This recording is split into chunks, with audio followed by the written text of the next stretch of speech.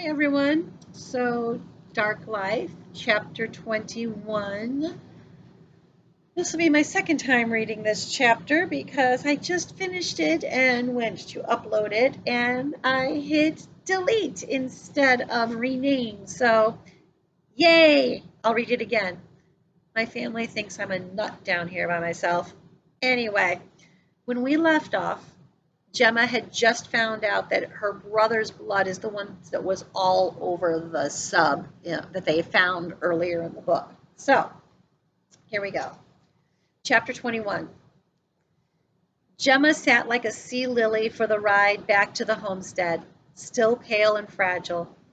Ma and Pa exchanged concerned looks and whispers the whole way, having been filled in on Doc's news, except for the part about Gemma being a runaway. Doc kept his promise and didn't tell, which didn't matter because the view phone was ringing the moment we climbed out of the moon pool. Pa answered, and the face of a woman filled the screen. "Oh, no!" Gemma ducked behind me. "It's Miss Spinner, the one who's always moving me around."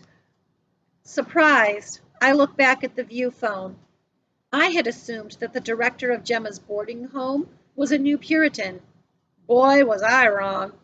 Ms. Spinner epitomized a very different sort of topsider by removing everything natural about her appearance. Her over-curled hair shimmered with as many colors as a parrotfish, while her features looked as if they'd been drawn on with pastel chalk. As always, the effect creeped me out. "Are you John Townsend?" she asked in an oh-so-nice voice that I wasn't buying. "I am." Pa sounded like he wasn't buying it either. "I'm Eudora Spinner, the director of the Elmira boarding home," she said, then tacked on a smile. "I received a call tonight from a Ranger Grimes. He tells me that you may have one of our wards staying with you." Pa beckoned for Gemma. I wanted to grab her by the hand and hide her away, but I knew my parents would never agree to keep her presence secret. As if her body was filled with rocks, Gemma slowly made her way to stand in front of the screen. "Hello, Miss Spinner," the woman tisked softly. "Gemma, how could you worry me like this?" Gemma's attitude remained courteous, but she didn't reply. "Well, it's a lucky thing that the teachers remembered all your questions about benthic territory." Miss Spinner's smile turned pitying. "I suppose you haven't found your brother?" Stone-faced, Gemma studied her fingernails. "Have you considered that maybe, just maybe, he doesn't want to be found?" Miss Spinner steepled her fingers as if in thought. "Richard turned 21 6 months ago. Isn't that right? Gemma, darling, I think it's time you accepted the hard truth. If he wanted to be your legal guardian, he would have come for you already."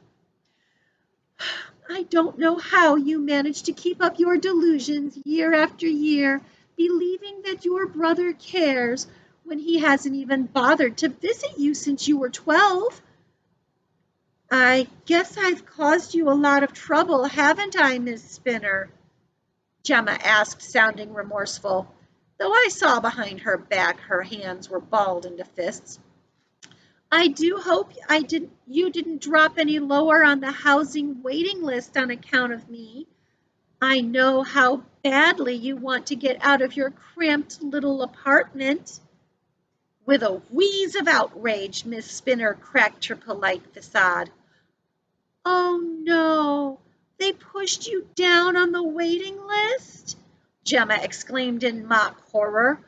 "I'm ever so sorry." "Sorry?"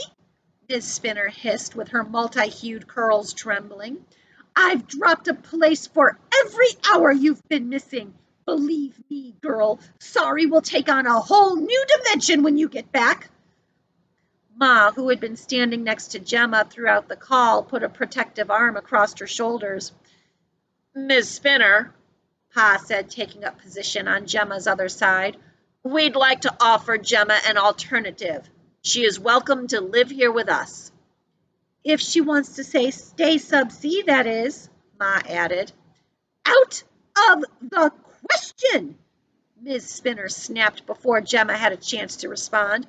We would never place a ward in an experimental settlement on the sea floor. Anger propelled me forward. Sending her to a reformatory is better than living with dark life? Please, there is no telling what the water pressure is doing to you people, and I am not going to have that ungrateful girl serve me with a lawsuit 10 years from now because she has brain damage.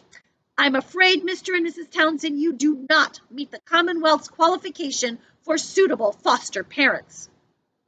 A muscle ticked in Pa's jaw, and I knew it was taking all of his restraint to keep his temper in check. We may not be living sub-sea much longer, he said. I felt my bone marrow harden. Well, when you have established yourselves back in civilization, feel free to fill out a foster care application. In the meantime, Miss Strayed, Miss Spinner said, fixing her sharp eyes on Gemma, you will be at the Territory's trade station tomorrow by 7 a.m. Ranger Grimes has kindly offered to escort you to your new living assignment. Which is?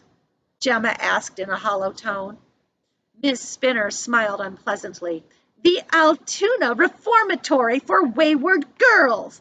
I have no doubt you'll feel right at home with the other charges. Gemma didn't wait for the view phone to cut to black. She fled up the stairs.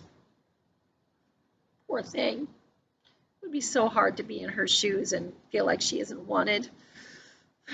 And now her brother's dead. So sad. All right, in the meantime, I'll start chapter 22 tomorrow. You keep working on your essay. I'll talk to you later. Bye.